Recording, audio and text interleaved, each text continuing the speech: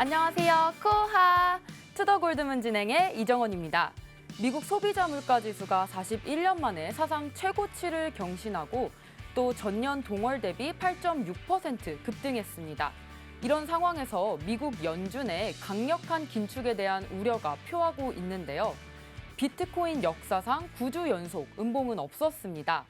따라서 전문가들은 이제 비트코인의 가격 회복이 시작됐고 또 계속해서 2022년 4분기까지 상당한 반등을 보일 것이라고 예상하고 있습니다. 네, 이런 상황에서요, 어떻게 투자 전략 세워보면 좋을지 오늘 전문가님들 모시고 얘기 나눠보겠습니다. 먼저 대한민국 유일무이한 전문가님이시죠? 유일 전문가님, 안녕하세요. 네, 안녕하세요. 네, 안녕하세요. 유일무이한 전문가 유일입니다. 네, 반갑습니다.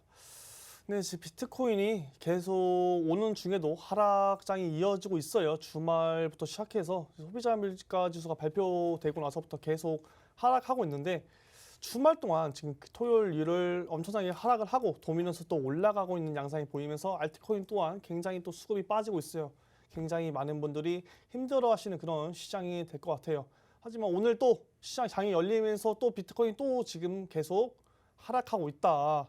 많은 분들이 정말 이제는 막 포기하고 싶고 정말 떠나가고 싶지만 지금 떠나가시면 안 된다라고 제가 누누이 말씀드렸어요.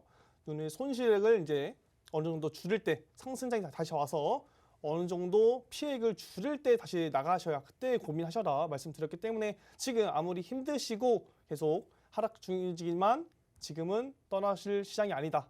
이런 시장에서 어떻게 버티셔야 하는지 제가 잘 알려드릴 테니까 투더골드문 끝까지 시청해 주시면서 네, 좋은 노하우와 공략 가져가셨으면 좋겠습니다. 감사합니다.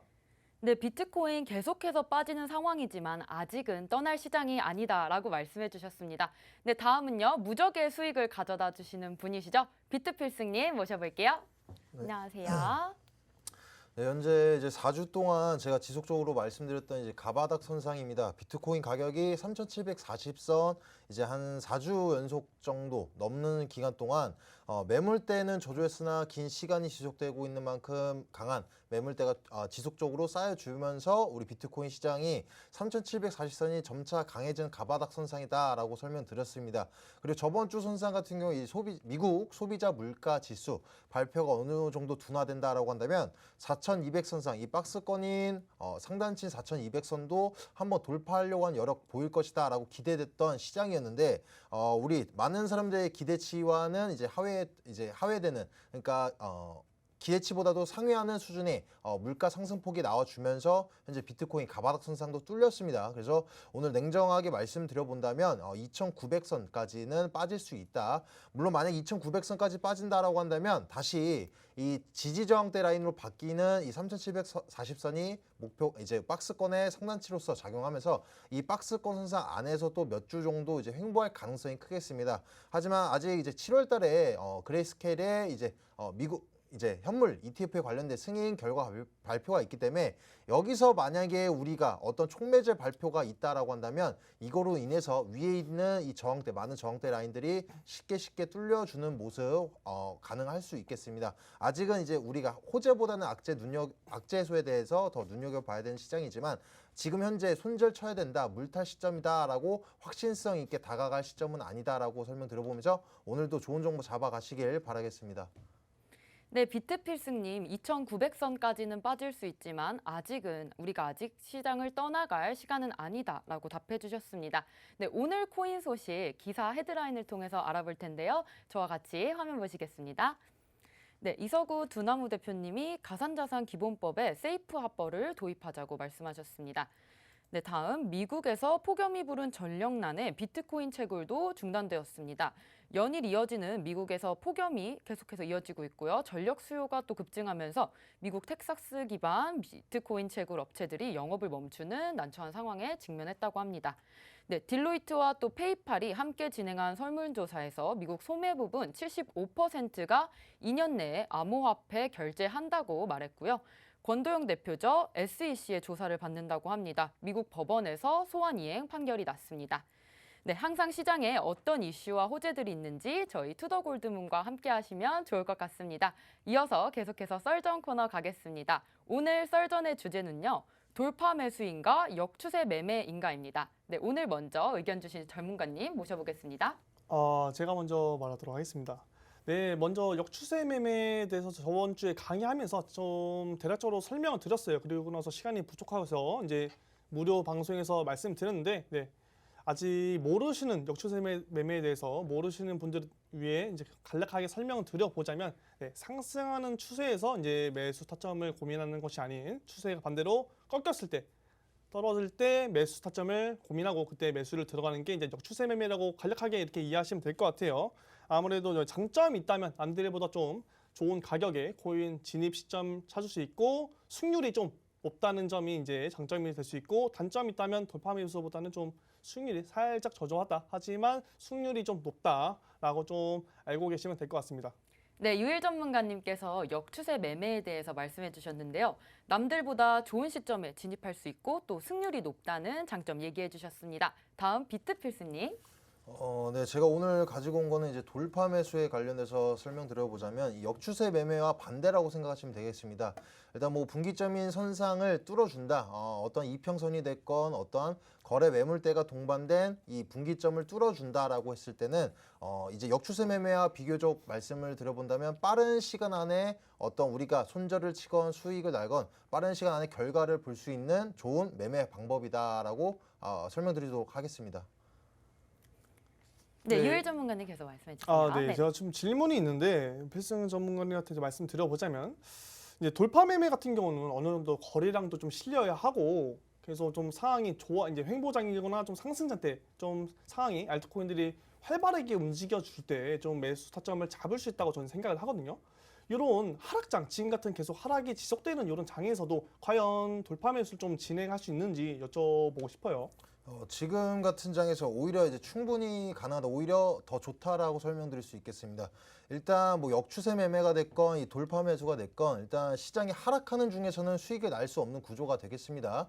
일단 어찌됐건은 우리는 현물 시장이기 때문에 반등세가 나와주고 그 반등세 안에서 우리는 수익을 보는 구조이기 때문에 하락 중일 때는 어떤 두 가지 매매 기법 다 사용하지 못한다라고 설명드릴 수 있겠고, 일단 충분히 가능하고 오히려 좋다라고 설명드릴 수 있는 이유는 지금처럼 약세장, 하락장이거나 이렇게 약세장 이후에 횡보할 때 오히려 몇 종목 안 되는 이 종목들이 이제 빨간불을 켜고 전일 대비 상승폭을 보여줍니다. 그 종목에서 거래대금이 매수 유입세가 몰릴 가능성이 크기 때문에 그 종목에 한해서 분기점을 뚫고 올라간다. 근데 거기다 더불어서 거래대금까지 동반이 된다라고 한다면 다른 알트들에서는 수급이 보이지 않고 있기 때문에 많은 투자자분들께서 전일 대비 높이 올라가 있는 종목에 한정적으로 우리가 단타성을 노리듯이 이것도 마찬가지입니다.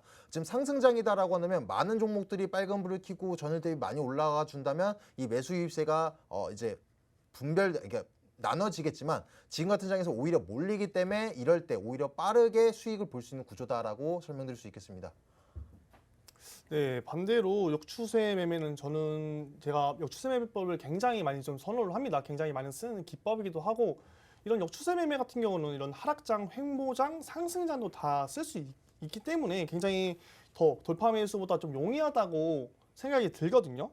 그런 거 보면은 암호화폐 시장 이제 상승장과 하락장을 보면은 하락장이 상승장보다 더 길어요. 하지만 역추세 매매 같은 경우는 하락장 때 오히려 더 힘을 쓸 수 있는 이런 기법이기 때문에 수익률을 더 높일 수 있고, 이런 하락장과 상승장이 반복되는 암호화폐 시장에서 좀 더 용이하게 쓸 수 있는 매매 기법이라고 생각합니다. 그렇기 때문에 이런 하락장에서 오히려 좀 더 좋은 기회가 생기고, 돌파 매수 같은 경우는 제가 아까도 말씀드렸다시피 이런 하락 진행 중일 때는 좀 쓰기 힘들다라고 생각이 들고, 역추세 매매 같은 경우는 하락 진행 중이어도 하락하는 힘을 보고 하락하는 힘이 약해졌을 때 좀 매수 타점을 고민해보는 이런 매매 기법이기 때문에 이런 하락장에서는 좀 더 돌파 매수보다 이제 역추세 매매가 좀 더 좋지 않을까 이런 생각이 드는데, 네, 어떻게 생각하시나요? 제가 생각해 봤을 때는 일단 말씀해 주신 걸 봤을 때 이제 하락 추세전일 때는 이제 싼 가격에 살 수 있다. 그만큼 이제 말씀 정리해 보자면 이제 손절을 치더라도 이제 약손절을 칠 수 있다라고 설명해 주신 것 같은데,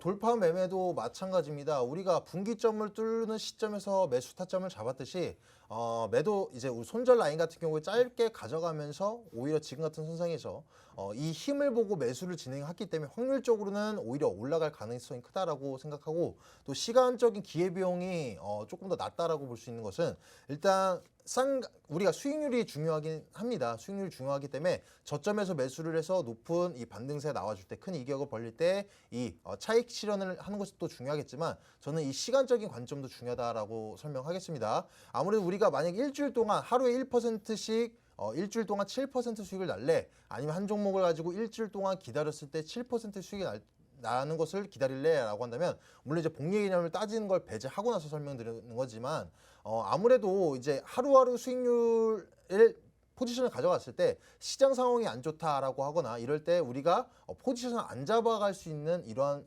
장점도 있기 때문에 하루하루 짧게 특히 지금 같은 시장에서 위험하고 항상 추세선의 변동성이 높을 때는 오히려 용이하지 않을까라는 생각이 들고 있습니다. 이런 부분에서 어떻게 설명하신지 설명해 주시면 좋겠습니다. 네. 한번 한 가지 더 질문을 드려보자면 네. 돌파 매매 같은 경우는 어쨌든 그 코인들이 거래량이 순간 실려야 하잖아요. 네. 실려야 하고 그 순간을 포착을 해야 되는데 그러면은 이 투자를 할 때 좀 여유롭게 투자하기보다는 그 순간 그 코인을 계속 실시간으로 보고 타점을 잡고 손절가 또한 잡고 이제 저항대 부분 잡아서 목표가 또한 잡고 빠르게 치고 나와야 하는데 저희 같은 이제 일반 사람들을 치자면 회사에서 뭐 일을 하거나 다른 뭐 바쁘신 분들 같은 경우는 매매할 때 계속 핸드폰을 보거나 이제 컴퓨터를 볼 수 없잖아요. 그런 분들은 좀 어떻게 진행을 하면 좋을지. 제가 생각해 봤을 때는 말씀해 주신 것처럼 뭐 우리 주부이신 분이거나 직장 어찌됐건 일상생활에서 지속적으로 차트를 모니터링하지 못하시는 분들은 돌파 매매가 좀 어렵지 않겠냐라고 설명해 주신 것 같은데 저는 이거는 역추세 매매 기법도 매한가지다라고 설명을 드릴 수 있겠습니다. 아무래도 이제 역추세 매매는 안정적으로 이제 낮은 가격 비교적 이제 많이 빠졌을 때 낮은 가격 이 분기점에서 지지 저항 때 받는 걸 보고 우리가 매수 타점 잡아간다면 이 기다리는 시간 속 어찌됐건 우리가 목표가를 설정하실 텐데 그 목표가가 다시 위에 있는 저항대 라인까지 목표가를 조금 높게 수익률을 조금 극대화해서 보시는 게 이제 우리 역추세 매매 기법이라고 할 수 있겠는데 어찌됐건 역추세 매매 기법도 뭐 당장 내일이 될지 뭐 한 달이 될지 알 수 없겠지만 그 반등 시점이 나올 때 하루 종일 이 목표가에 다다르나 지지해주나 보면서 보듯이 우리 돌파 매매도 마찬가지로 매수하자마자 우리가 보는 것이 한마디로 차이점은 그 기다리는 시간 동안의 차이일 뿐 어찌됐건 목표가가 나와주는 이격을 보이는 모습일 때는 계속적으로 모니터링하는 것은 이제 똑같은 관점이다라고 설명드릴 수 있겠습니다. 그래서 제가 또 이제 반대로 여쭤보고 싶은 것은 뭐냐면 네. 일단 우리가 1분 뒤에 혹은 이제 비트코인을 기점으로 비트코인을 설명 들어본다면 이제 비트코인 기점으로 1분 뒤에 동태를 살펴보시는 게 더 용이한지 아니 한 달 뒤에 비트코인이 어떤 방향성을 가지는 걸 예측하는 것이 더 쉬운지 한번 말씀해 주시면 네, 당연히 1분 이제 한 달 뒤에 예측을 하는 것보다는 1분 뒤에 미래를 예측하는 게 더 쉽겠죠. 물론 분봉을 보면서 그 거래량과 힘 순간의 판단력으로 1분 뒤 미래를 예측하는 게 더 쉽겠다라고. 네. 바로 이 부분이 중요하겠습니다. 왜냐면 일단 우리 비트코인이 당장 이제 뭐 1분 뒤에, 1시간 뒤에, 한 달 뒤에 어떤 방향에서 가실지 모르겠지만 우리 돌파 매매 같은 경우에는 거의 길어야죠. 오버나인용 관점 내외일 텐데 이제 한 달 뒤에 그러니까 우리가 가격 이 알트코인 됐건 비트코인 동향이 됐건 가격적 예측을 해야 되고 또 더불어서 시기적 예측까지 해야 되는데 이 시기적 예측이 정말 어렵습니다. 가격적 예측도 어렵겠지만 근데 우리가 이제 돌파 매매 같은 경우는 단타성이 높죠. 우리는 아무래도 이제 역추세 매매 같은 경우는 수익적인 관점으로 좀 안전하게 가져가는 것이고 단타적인 관점으로 내가 손절을 치더라도 오늘 하루 안에 내외로 이제 우리가 목표가를 설정해 놓고 수익이 나건 손절이 나건 방향에서 잡고 이제 우리가 결과물을 즉각적으로 볼 수 있겠지만 역추세 매매 같은 경우에는 이제 우리가 목표가 도달할 때까지 반등세가 나와줄 때까지 어찌됐건 매물대가 실리면서 이격이 나와줄 때까지 기다려야 되는데 그 일주일이 됐건 한 달이 됐건 기간을 알 수 없는데 그 시간 속 상황상 안에서 시장 자체가 어떤 악재가 발생이 되고 어떻게 무너질지 방향성이 추세 전환이 크게 오면서 하락이 볼 수 있지 예측이 오히려 어렵다라고 저는 생각이 들어지고 있습니다.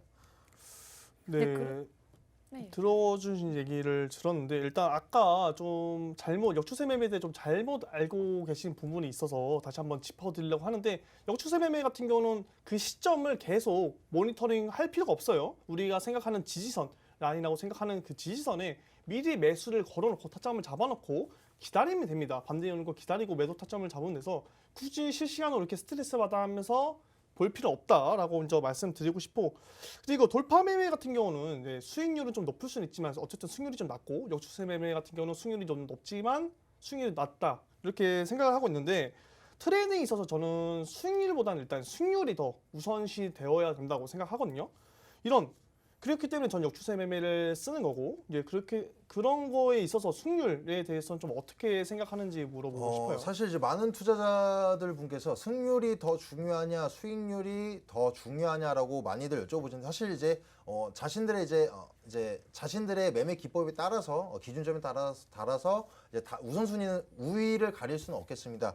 근데 저도 이제 승률에 관해서는 매우 중요하다라고 생각이 들어지고 있습니다. 우리가 5번 매매하는데 2번이 손절 나고 3번 승률이 난다. 5번 매매 기법마다 다 이제 수익률이 똑같다라고 하면 당연히 한 번 더 수익률을 날 수 있는 이 승률이 중요하겠지만, 이 돌파 매매의 장점 같은 경우에는 5번 중에 4번이 손절이 나더라고 하더라도, 확실한 손절가 잡아가면서 우리가 4번 손절 난다라고 하더라도 나머지 한 번 승률은 저조해도 이 한 번 가지고 나머지 이 손절가를 다 이제 우리가 본절가로 넘기면서 오히려 수익을 더 극대화할 수 있는 기법이 바로 우리 돌파 매매다라고 생각이 들어지고 있습니다. 근데 아무래도 이제 우리 투자자분들마다 개인 성향에 따라서 돌파 매매를 이용할 수도 있겠고, 또 우리 역추세 매매를 이용할 수도 있겠지만, 항상 이제 시장 상황에 따라 다르겠습니다. 어떨 때 나는 이제 뭐 상남자니까 돌파 매수만 인용하겠어라고 하기보다는, 또 어떤 분들은 난 안전한 게 무조건적이다 보니까 역추세 매매만 기법을 이용하겠어요.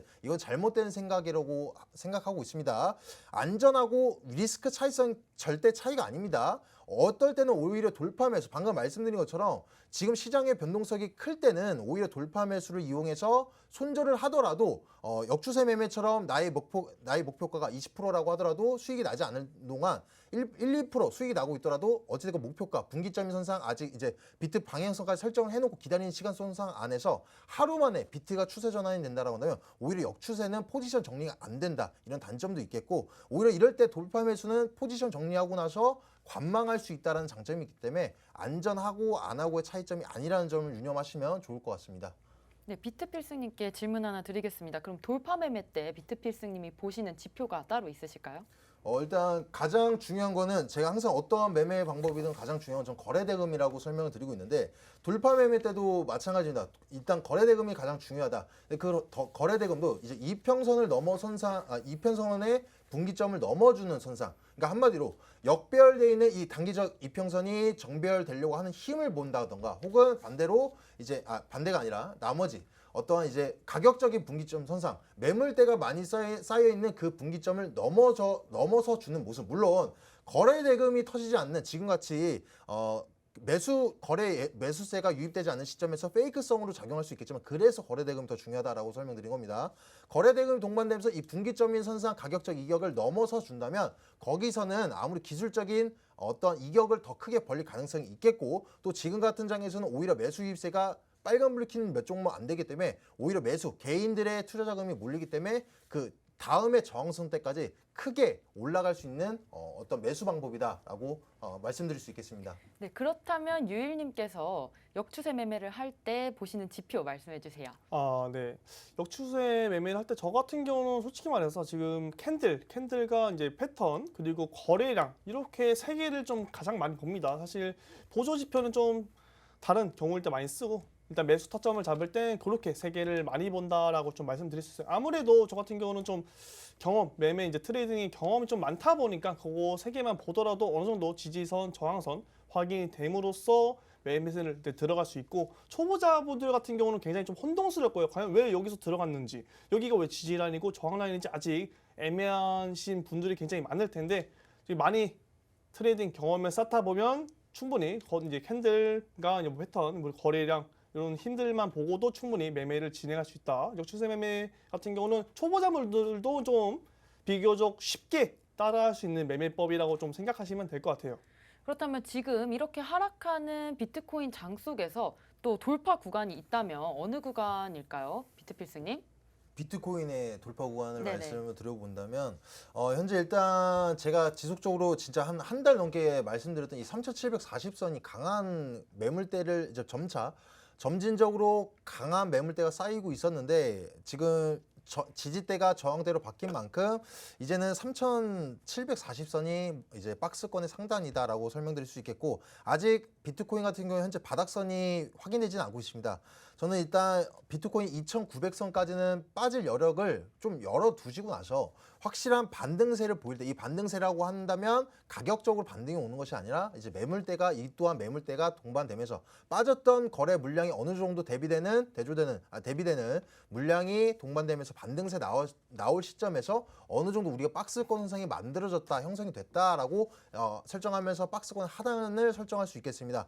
아직 이제 우리가 지금 일단 차트적인 시점도 매우 중요하긴 한데, 여기서 더불어서 우리가 이슈적인 설명을 안 볼 수가 없습니다. 아무래도 이제 지금 현재 주말 선상 같은 경우에는 이더리움에 관련된 악재성 이슈가 나오다 보니까, 이더리움 또 이제 누가 보더라도 비트코인의 그 다음 선상의 우리 메이저급 코인인데, 이더리움에 대한 신뢰도가 무너진다. 물론 지금 현재 이더리움 자체가 무너진 건 아닙니다. 현재 이더리움의 파생 상품이 지금 현재 우려되는 시점인 것이, 뱅크런 사태가 우려되는 것이 이더리움 자체가 문제가 있는 것이 아니라는 점 인지하시면서, 패닉셀, 절대 아직까지 패닉셀이 나오지 않았다. 그만큼 거래대금 저조한 하락이니까 반등세 나올 때 분명히 엄청 우리의 예상을 벗어나는 반등세가 나올 것이다. 그 시기적인 시점이 예측이 안 될 뿐인 것이지, 이 점을 이용하시면은 내가 투자 관점 홀딩하시는 데 큰 도움이 될 것이다 라고 설명드릴 수 있겠습니다. 네, 주말 사이에 정말 많은 하락이 일어났는데요. 유일 전문가님, 그렇다면 이런 지금 시청자분들이 제일 궁금하실 비트 동향에 대해서 조금 설명해 주시면 좋을 것 같습니다.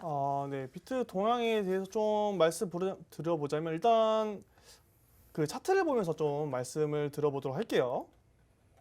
네, 비트코인 지금 이 바이낸스 일봉 차트인데, 지금 제가 저번에도 한번 말씀드렸었는데, 잠시만요. 지표를 좀 설정을 하도록 하겠습니다. RSI 지표를 설정해 보면은, 네, 요때입니다. 비트코인 작년에 굉장히 하락할 때 요 구간 보이시나요? 요 구간 잘 보시면서, 이때 제가 이제 상승 다이버전스가 나오면서 비트코인이 한 번 더 빠지게 되고, RSI 또 빠지게 되고, 큰 상승장이 이제 나왔다라고 그때 말씀드렸었어요. 그때 그리고 나서 이번에도 비슷한 모습이 보여줬다. 말씀드렸는데, 이번에도 비트코인 횡보하는 구간, 이제 여기 횡보하는 구간에서 횡보를 하고 있는데, RSI는 계속 올라가면서 상승 다이버전스가 나오면서, 이번에도 상승하기 전에 한번 이렇게 저번처럼 한번 빠지고 패닉셀이 한번 나오고 상승할 거다라고 좀 이렇게 시나리오를 좀 말씀드렸었는데, 지금 현재 비트코인인데 하락하는, 제가 예상치보다 좀 많이 빠졌다, 제가 생각하는 구간이 이제 25.5K가 일단 1차적인 반등 구간이었는데 좀 예상치보다 많이 빠졌고, 일단 주봉선상으로 한번 보도록 할게요. 주봉선상으로 지금 비트코인 한번 보시면은 계속 이제 하락 채널, 이제 고점과 고점을 이렇게 연결해보고, 저점과 점을 이렇게 연결해보면 좀 하락 채널 이렇게 따라서 좀 빠지고 있는 모습이 보여져요. 이게 이제 전형적인 폴링 웨지 패턴인데, 과연 비트코인 여기서는 1차적인 반등 라인입니다. 여기 하락 채널에 대한 좀 반등 라인이기도 한데, 여기서 반등이 안 나고 이 상태로 뚫리게 된다면 정말 대하락장으로 또 이어질 수 있거든요. 그렇기 때문에 지금 자리에서는 추가적인 하락보다는 단기적으로 좀 뚫리더라도 밑꼬리 다리면서 여기 다시 추세라인 안으로 들어오고 나서 반등이 온다면 괜찮지만, 지금 라인 굉장히 아슬아슬한 줄타기 라인이다라고 보시면 될 것 같고, 지금 일단 매수하기에는 굉장히 좀 위험한 라인이에요. 굉장히 위험한 라인이기 때문에 좀 더 관망하는 포지션 가지셔도 될 것 같고, 좀 더 이제 횡보하는 모습, 하락 후에는 횡보하는 게 좀 당연한 모습이다. 그렇기 때문에 횡보하는 모습 좀 보여지면은 그때 매수 들어가도 될 것 같아요. 그리고 거래량, 이제 하락할 때 거래량 같은 것도 보면은 요때 이제 루나 사태 있었죠. 루나 사태로 인해 나온 거래량보다 현저히 적게 나왔어요. 이번에 빠질 때 적게 나왔다. 그렇게 많은 거래량이 나온 것도 아니고, 그리고 이제 또 한번 이제 그래서 너무 걱정할 필요 없다라고 말씀드리고 싶은데, 그리고 나서 또 온체인 데이터 지표를 제가 보도록 할게요. 이제 비트코인 이제 거래소별 물량인데, 여기 보시면은 비트코인이 최근에 이제 하락할 때 굉장히 많은 뭐 물량이 들어온 건 아닙니다. 누군가 이제 개인 지갑에서 거래소로 물량을 던지기 위해 들어온 건 아니다라고 말씀드리고 싶어. 지표를 보시면 오히려 비트코인 물량은 주말 새 조금 더 빠진 모습이 확인이 되고 가격은 빠졌다. 아무래도 투자자들의 심리가 좀 안 좋을 뿐이지 누군가 비트코인 가격을 낮추려고 의도적으로 비트코인을 대량으로 가져와서 판 것은 아니다라고 좀 말씀드리면서 너무 걱정하지 마셔라. 하락 후에는 횡보하고 횡보 후에는 알트코인 또 순환 펌핑장이 이루어지니까 그때 한번 다시 기회를 잡아보면서 헤쳐나가시면 좋을 것 같습니다. 네. 네, 그리고 제가 이어서 뭐 추가적으로 설명을 드려보자면 일단 비트코인의 동향 그리고 이더리움의 이런 메이저급 코인의 동향도 중요하겠지만 시장의 방향성 매우 중요하겠지만 가장 우리 시청자분들하고 이제 투자자분이시니까 궁금해하신 사항이 들고 있는 알트코인들은 도대체 언제 올라와 줄까라는 의문점을 가지고 계실 겁니다. 이때 이런 시점에서 한 번쯤 다시 한번 생각해 보셔야 됩니다. 현재 작년과는 다른 장입니다. 분명 차트적인 기법으로도 우리가 활용할 때 작년과 같이 매우 단순하지 않다. 그 단순하지 않은 만큼 작년 같은 경우 어느 정도 버블이 껴 있었다. 물론 가치성이 지금 최고점은 아니지만 현재 점진적인 상승을 요해야지 급격히 상승이 나오면 항상 급격한 하락이 나올 수밖에 없다라고 설명을 드렸습니다. 그래서 여러분들이 들고 계신 알트코인에 대한 종목, 그 종목들이 어떤 섹터적인 부분 혹은 그 개별적인 그 회사에 대한 프로젝트에 관련해서 나의 믿음성, 이 지표가 무너지지 않았다라고 한다면 분명히 불안해하실 필요가 없겠습니다. 저는 예를 들어서 저는 메타버스적인 분야에 관련해서 앞으로 의료 분야라든가 앞으로 정말 생태계적인 분야가 커질 전망이다. 코인의 한 섹터 정도가 아니라 정말 엄청난 이제 생태계를 구성할 만한 게 바로 생태계인데 만약에 내가 생각하는 이 메타버스에 관련해서 예를 들어 대장주인 디센트럴랜드와 샌드박스가 무너지지 않았다. 물론 대체될 만한 어떤 다른 종목이 나온다든가 다른 플랫폼이 나온다라고 한다면 메타버스는 죽지 않더라도 디센과 이제 샌드박스가 죽겠지만 그러한 지표가 무너지지 않는다면 분명히 불안해하실 필요가 없습니다. 여러분들이 불안해하시는 이유는 딱 두 가지 중에 하나겠습니다. 첫 번째는 나의 그릇에 넘쳐나는 자금을 운용하셨다라든가 혹은 확실한 지표, 나만의 매매틀이 없으셔서 불안해하시기 때문에 지금 같은 장에서 오히려 나는 코인을 더 매집해야지 시간이 더 걸리겠구나라는 이런 관망적인 시점 여유롭게 가져가지 못한다라고 생각이 들기 때문에 내가 들고 있는 종목 지금 현재 지표가 무너졌다, 지표 자체도 없다라고 한다면 반등세, 기술적인 반등, 비트코인 나올 때 그때 손절이라도 치시면서 나머지 내가 정말 믿음직한 이 지표가 확실한 종목에 있어서 편향돼야 되는 시점이 아닌가라고 우려 아닌 이제 어떠한 조언을 드리고자 말씀을 드려봤습니다. 네, 이렇게 오늘 돌파 매매인가 역추세 매매인가에 대해서 얘기를 나눠봤는데요. 전문가님들 한 분씩 마지막 멘트 정리 한번 해주세요. 네. 이제 역추세 매매와 돌파 매매 좀 말씀드려보자면 좀 둘이 굉장히 좀 반대되는 스타일이다 보니까 좀 자기 편안한 스타일, 자기에 맞는 상황에 맞는 스타일을 좀 쓰시면 될 것 같아요. 내가 핸드폰을 자주 못 보고 진짜 컴퓨터 실시간으로 대응할 수 없다 하시는 분들은 역추세 매매를 통해서 매수 타점을 좀 미리 예약으로 걸어놓고 추후에 반등 오는 걸 잡아먹겠다 하시는 분들은 느긋하게 역추세 매매를 쓰셔도 되고 나는 지금 시간적 여유가 되고 지금 실시간으로 대응이 된다 하시는 분들은 돌파 매수 하시는 것도 뭐 충분히 방법이 될 수 있겠는데 요 두 개를 섞어 쓰셔도 됩니다. 그렇기 때문에 뭐가 좋다 할 건 없고 서로의 장단점이 있고 리스크가 있고 서로의 성향이 있다라고 말씀드리면서 두 개 다 잘 활용해서 쓰셨으면 좋을 것 같습니다. 네, 유일 전문가님께서는 이제 시간이 되시는 분들이나 아니면 직장인 분들은 계속해서 차트를 볼 수 없기 때문에 또 역추세 매매법 괜찮다고 말씀을 해주셨고요. 돌파 매매에 대해서 의견 주신 비트필승님 얘기해 주세요. 네, 뭐 돌파 매매나 역추세 매매나 어찌됐거는 이제 시장 상황에 따라서 잘 활용을 하셔야 되고 차이점은 크게 없습니다. 일단 기준점 자체가 돌파 매매건 역추세 매매건 분기점, 그러니까 지지 저항대 라인이 기준점이 되겠습니다. 돌파 매매는 위에 상단치 저항대 라인 뚫을 때 매수하는 시점이고 역추세 매매 같은 경우에는 밑에서 저항해주는 라인이 강해질 때 저점 확인을 하고 나서 들어가는 추세 매매법이기 때문에 사실 뭐 그렇게 지금 이제 시장 상황에 따라서 우리가 확실하게 사용할 수 있는 것이 어떤 게 좋고 나쁘고 혹은 이제 더 어떤 것이 이제 우위를 가릴 수 있다라고 해서 오늘 주제를 가져온 것이 아니라 나의 성향에 따라서 시장에 따라서 잘 활용하시는 것이 가장 베스트다라고 설명드리도록 하겠습니다. 네, 이렇게 두 분의 매매 전략 참고하셔서 오늘 매매 전략 참고하셔서 투자 전략 세워보시면 좋을 것 같습니다. 비트코인이 지금 계속해서 하락하고 있는데 유일 전문가님이 말씀해 주신 것처럼 의도적으로 대량 물량의 매도가 나온 것이 아니기 때문에 아직까지는 저희가 지켜봐야 할 상황인 것 같습니다. 네, 저희는 잠시 뒤에 2부 코인스쿨로 돌아오겠습니다.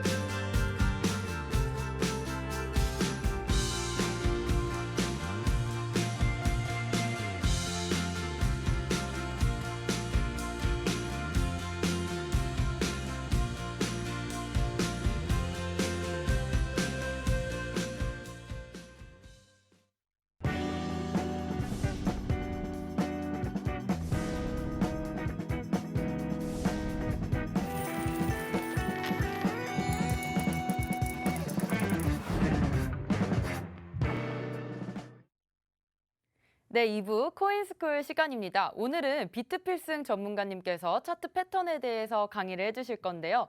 디센딩과 어센딩 패턴에 대해서 강의해 주실 겁니다. 비트필승님 모셔볼게요. 네, 오늘도 이제 차트적인 매매 기법 활용하려고 이제 가져온 게 디센딩, 어센딩 매매 기법이 되겠는데 그것보다 더욱더 중요한 건 지금 시장의 방향성이라서 기본적인 시장 개념 원리에 관련돼서도 설명드려보도록 해보겠습니다. 일단 이거 정말 어려워하시면 안 되고 앞으로도 이제 여러분들이 이제 투자 관련돼서 관점을 생각해 보실 때 꼭 필요한 관점이라서 설명드려보는 거니까 눈여겨 보시길 바라겠습니다. 일단 먼저 우리 돈에 관련돼서 설명 들어보도록 해보겠습니다. 그냥 종이화폐 정도가 아니다라는 관점. 일단 우리가 저번 주 선상 어떠한 발표가 있었죠? CPI. 바로 이제 미국의 소비자 물가 지수 발표가 있었습니다. 저는 사실 어느 정도 예측하기로는 어느 정도 이제 둔화된다. 인플레이션 어느 정도 둔화되면서 우리 금리 인상폭 6월과 7월에 제가 CPI가 왜 중요하냐고 설명드려봤냐면 6월 그리고 7월에 있을 금리 인상분에 관련해서 방향성을 잡는데 중요한 지표의 역할을 할 것이다 라고 설명드렸었는데 전문가들의 예견치보다도 상회하는 수준이 나왔습니다. 그러므로 인해서 물론 상회하건 하회하건 6월달, 7월달에 있어서 거의 대다수가 이제 예견했던 게 0.5% 금리 인상을 예견을 하는 건 매한가지였겠지만 어느 정도 둔화된 인플레이션 수치가 나온다라고 한다면 7월 달에 있을 금리 인상 발표 이후에서는 어느 정도 이제 우리가 9월 달 이후에 어떠한 시장의 지금 수요들을 끌어올릴 수 있는 지표로서 활용될 수 거라고 예측이 됐었는데 어찌됐건 지금 상회하는 수준이 나왔습니다. 그래서 물론 또 그렇다라고 해서 반대로 두려워하실 거는 없는 게 6월 달 어차피 금리 인상 0.5% 인상 다 알았기 때문에 대다수 선반영되어 있다. 그래서 지금 횡보 시간이 길어지는 것일 뿐인 것이지 실질적으로 6월과 7월에 금리 인상 발표가 된다라고 해서 급진적으로 시장을 또 엄청난 낙폭을 불러일으킬 만한 우려되는 상황은 아니라는 점은 생각하시면 도움이 될 것 같습니다. 그리고 제가 설명드릴 게 뭐냐면 우리 돈, 그래서 우리들은 지금 금리 인상 발표 6월 이제 불과 이제 3일 뒤에 발표가 있는데 6월이 됐건 7월이 됐건 9월이 있건 금리 인상 동결이 되었으면 좋겠습니다. 혹은 낮은 폭의 금리 인상이 됐으면 좋겠습니다. 라고 하시는데 그것은 우리 투자 관점에서도 좋지 않습니다. 물론 만약에 이 제롬 파월이 정말 인플레이션 수치를 생각하지 않고 지금 이 물가 상승 폭치가 잡히지 않은 관점에서 이 시점에서 금리 인상을 동결한다? 그러면은 어떻게 되냐? 물가 상승폭은 결과적으로는 더 큰 상승, 물가 상승 더 크게 상승할 것이고 그 다음에 어떻게 되냐? 이로 인해서 소비 심리가 위축이 됩니다. 소비 심리 위축. 소비 심리는 떨어질 수밖에 없겠죠. 그 다음에 어떻게 되냐? 그렇다라고 한다면 기업의 이 공급과 수요의 몰락, 즉 기업의 매출 저하, 기업들의 매출 저하. 그렇다라고 한다면 마지막에 어떻게 된다? 결과적으로는 결과적으로는 고용 지수 하락까지 이어집니다. 그러면 이런 악순환적인 부분들이 발생이 된다라고 한다면 결과적으로는 투자 자산, 우리 지금 투자 자산에 관련돼서도 결과적으로 더 큰 폭락을 일으킬 수밖에 없는 상황이다. 그래서 막연하게 우리 투자 심리만 생각해서 우리 투자의 수요도만 자금을 생각하셔가지고 막연하게 우리가 금리 인상이 높게 안 나왔으면 좋겠어요라고 하시는 것은 이런 기본적인 관념 자체가 없으시는 분들이라고 설명드릴 수 있겠습니다. 그리고 이어서 설명드릴 부분 같은 경우에는 우리가 돈 이거 간단하게 설명드리도록 하겠습니다. 이해하기 쉽도록 설명해 드려 본다면 자. 돈이라고 한다면 작은 한 나라의 섬이 있다라고 가정을 해보겠습니다. A라고 하는 섬이 있는데 이 안에 1번, 2번 국민 딱 2명이라고 생각해 볼게요. 근데 이 A 자체에서 돈을 10,000원이라는 돈을 찍어냈습니다. 10,000원. 그래서 돈이 10,000원이라는 게 돈이 있고 A가 나는 사업을 한번 해보고 싶다. 그래서 돈을 정부에서 빌립니다. 은행에서 빌립니다. 그러면 10,000원 플러스 500원. 500원이라는 이자율을 갚겠다라는 관점, 1,500원을 갚아야겠죠. 그래서 대출을 받은 다음에 10,000원을 가지고 2번한테 어떻게 돼? 뭐 예를 들어 난 농업을 하겠어라고 해서 뭐 낫을 10,000원 주고 샀습니다.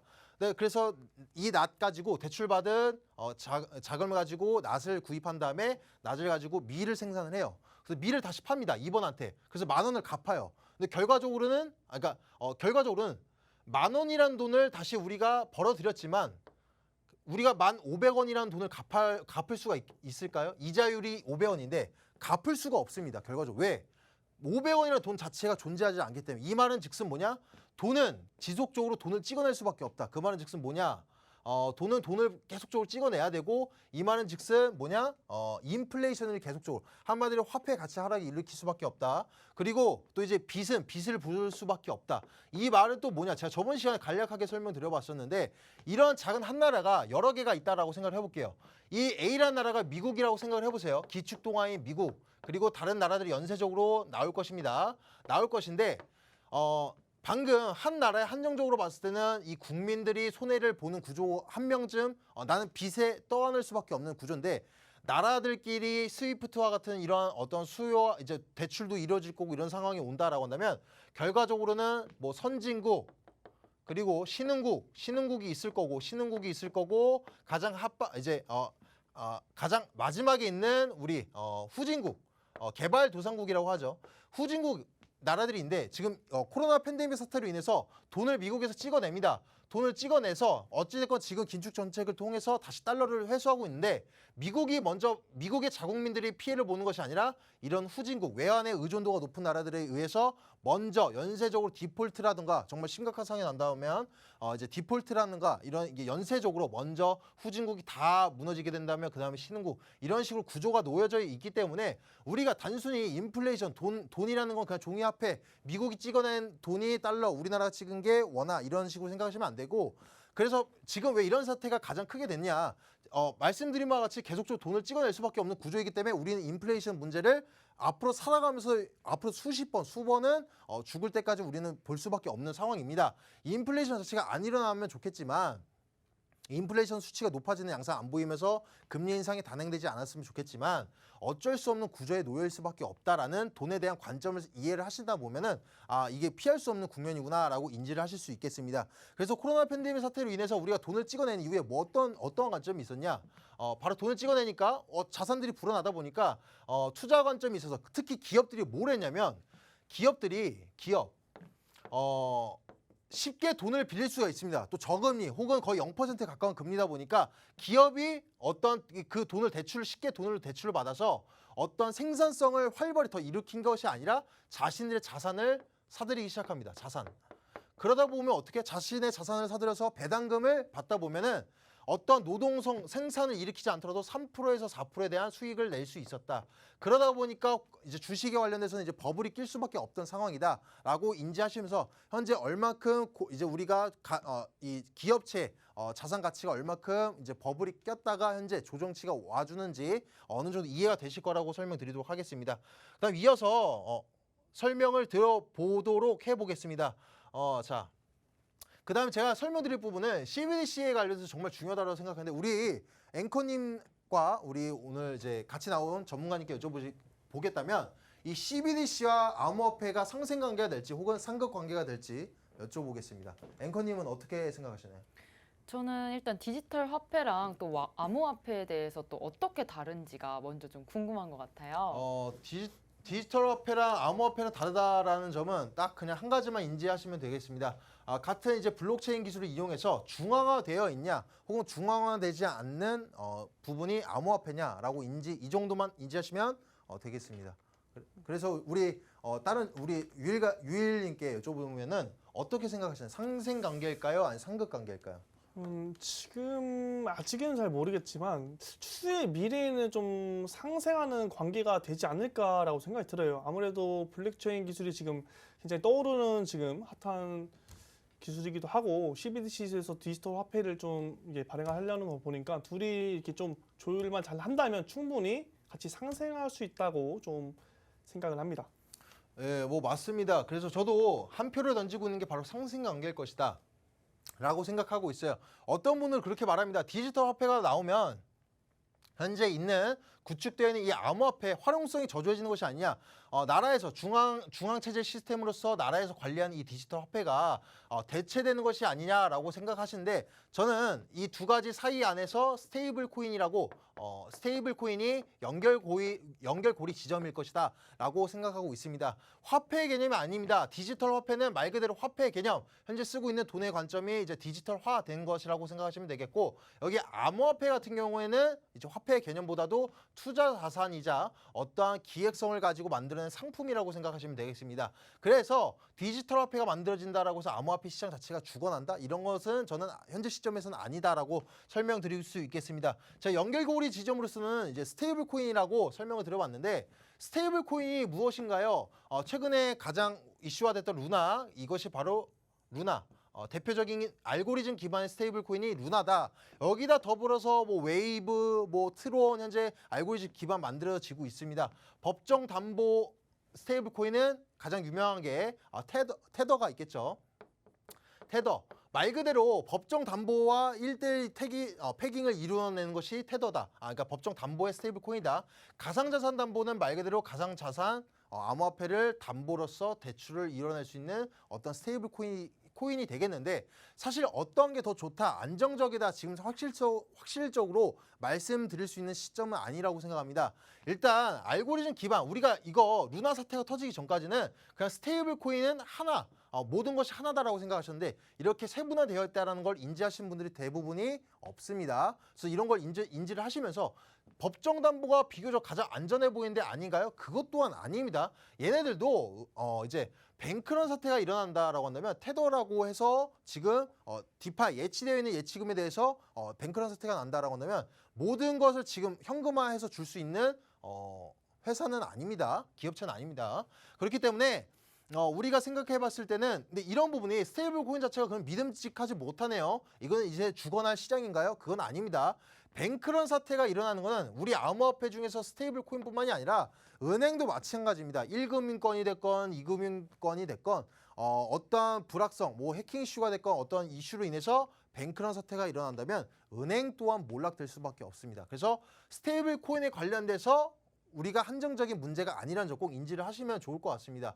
그리고 스테이블 코인이 우리 여기 암호화폐 그리고 디지털 화폐의 연결고리 지점이라고 설명드렸는데, CBDC 연결고리 지점이라고 했었는데, 만약에 스테이블 코인이 무너진다라고 한다면 CBDC와 상생관계가 못하는 건가요? 그건 아닙니다. CBDC가 스테이블 코인 자리를 대체할 뿐 스테이블 코인이 죽어나냐 아니면 상생하게 되냐라고 따라서 암호화폐 연결고리 지점이 되고 안 되고의 차이점은 아니라고 생각한다는 점 말씀을 드려보고, 여러분들도 한 번씩 꼭 생각해 봐야 되는 시점이다 라고 설명드리도록 하겠습니다. 일단 오늘 매매 기법을 설명드려 본다면 어센딩 그리고 디센딩 트라이앵글 패턴에 대해서 말씀드리도록 하겠습니다.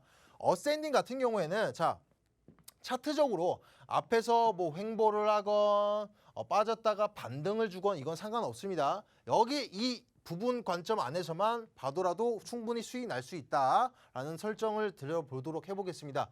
어센딩 패턴 올라갑니다.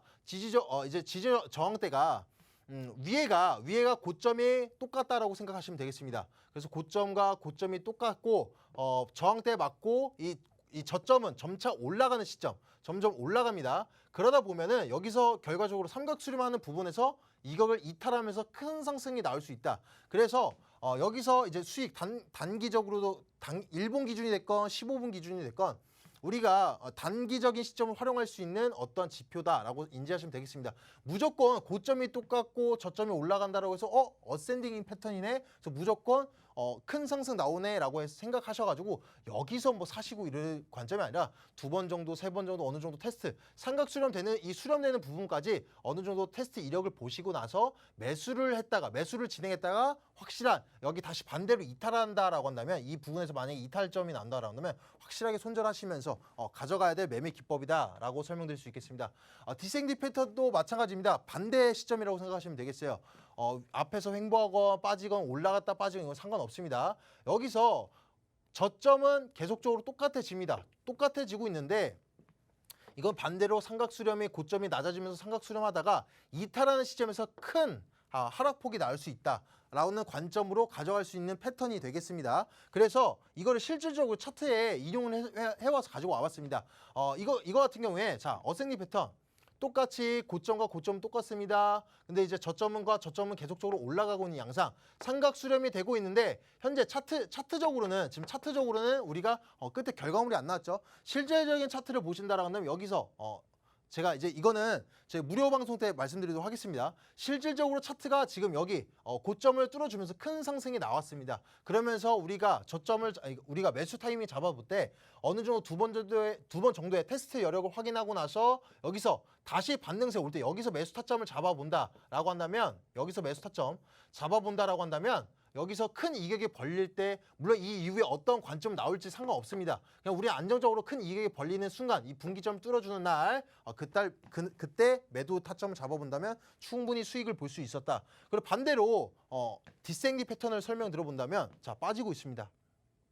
빠지고 있고 저점은 똑같습니다. 저점은 똑같고 고점은 계속적으로 낮아지고 있습니다. 여기서 만약에 여러분들이 만약에 물려있다라고 하더라도 우리가 꼭 수익 날 구조만 보시는 게 아닙니다.